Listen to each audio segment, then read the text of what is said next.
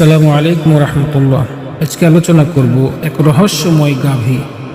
মহান আল্লাহ পাক উনার রাসূল হযরত মূসা কালিমুল আলাইহিস সালাম উনার জামানায় এক নেককার ব্যক্তির একটি মাত্র পুত্র সন্তান ছিল। উনার পরিবারে স্ত্রী ও সেই সন্তান ছাড়া সহায় সম্বল বলতে আর একটা মাত্র বাছুর ছিল। একদিন সেই ব্যক্তি ওনার সন্তান সহ বাছুরটা নিয়ে এক জঙ্গলে গেলেন। জঙ্গলে গিয়ে সেই ব্যক্তি মহান আল্লাহ পাক ওনার কাছে দোয়া করলেন, আয় আল্লাহ পাক, আমার শরীর অসুস্থ, হায়াত হয়তো বেশি দিন আর নেই, কিন্তু আমার একটা সন্তান রয়েছে, আমি গরুর বাছুরটা আপনার জিম্মাদারিতে দিয়ে দিলাম। এই দোয়া করে তিনি বাছুরটিকে জঙ্গলে ছেড়ে দিলেন এবং বললেন, আয় আল্লাহ পাক, আমার কোনো সহায় সম্পত্তি, জায়গা জমিন কিছুই নেই, এই বাছুরটা আমি ছেড়ে দিলাম। আমার ছোট্ট একটা ছেলে সন্তান রয়েছে, এই ছেলেটা যখন বড় হবে তখন আপনি দয়া করে এই বাছুরের মাধ্যমে তার রিজিকের ফায়সালা করে দিবেন।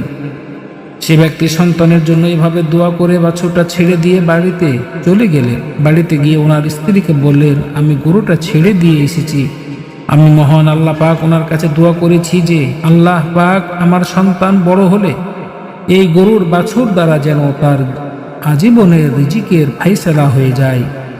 আশা করি মহান আল্লাহ পাক কবুল করেছেন। কিছুদিন পর সেই ব্যক্তি ইন্তেকাল করলেন। এদিকে সেই শিশুটিকে তার মা অনেক কষ্টে লালন পালন করলেন। ছেলেটা বড় হলো, বড় হয়ে সে পিতামাতার হক, ইবাদত বন্দেগী ইত্যাদি সম্পর্কে মোটামুটি জ্ঞান অর্জন করেছিল, তবে দুনিয়াবি শিক্ষা তেমন গ্রহণ করতে পারেনি।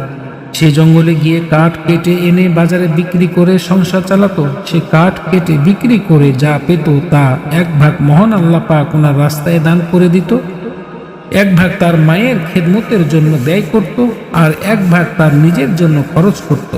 সে দিনটাকে কাজে কর্মে অতিবাহিত করত। তাই রাত্রিকে সে 3 ভাগে ভাগ করে নিয়েছিল। এক ভাগ তার মায়ের খিদমতের জন্য, এক ভাগ তার বিশ্রামের জন্য, আর এক ভাগ তার ইবাদত বন্দেগীর জন্য। এভাবে সে চলতে লাগলো।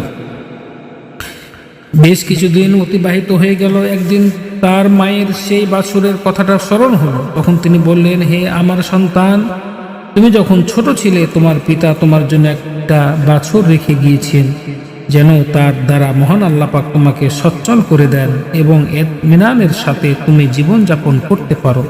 সে বাছুরটা এতদিনে বড় হয়ে খুব সুন্দর একটা গাভী হয়ে গিয়েছে নিশ্চয়ই। সেই গাভীটা গভীর জঙ্গলে থাকতো। যখন বের হয়ে আসতো মানুষ সেটাকে দেখতো, তখন যদি কেউ তাকে ধরতে চাইতো সেটা এত দ্রুত গতিতে পালিয়ে যেত, সে কারো পক্ষে ধরা সম্ভব হতো না। সেই ছেলের মা তাকে বললেন,